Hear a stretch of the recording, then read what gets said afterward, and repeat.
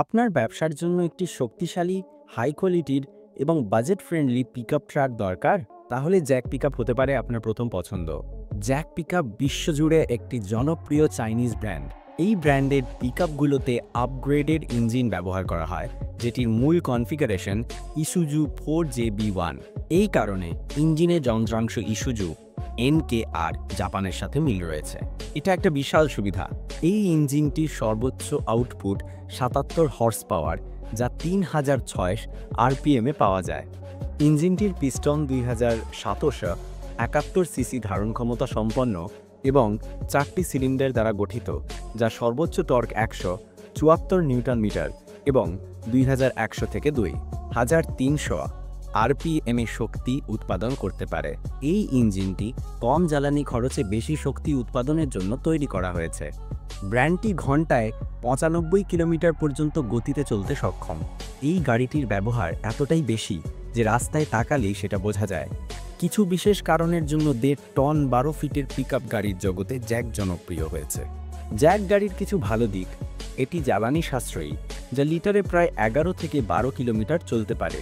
এর যন্ত্রাংশ সহজে পাওয়া যায়। ইঞ্জিনের সবকিছু জাপানের ইসুজু NKR এর সাথে মেলে, তাই জাপানি পার্টস ব্যবহার করা যায় এবং দামও তুলনামূলকভাবে কম।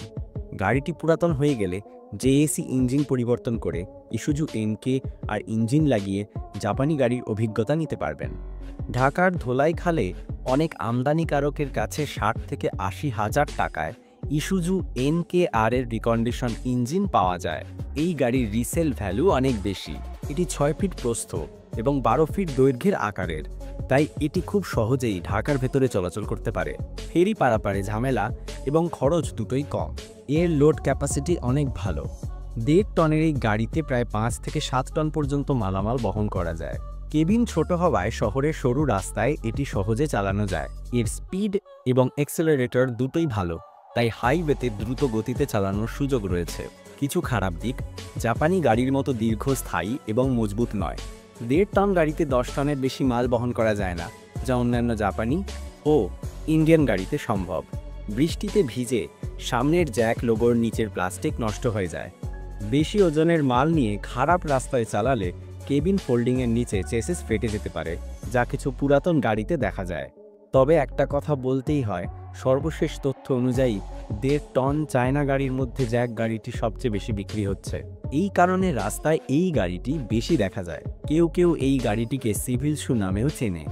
বর্তমানে জ্যাকের আরও ২টি ভার্সন রয়েছে, একটি টার্বো খাড়া শু এবং অন্যটি শুধু খাড়া শু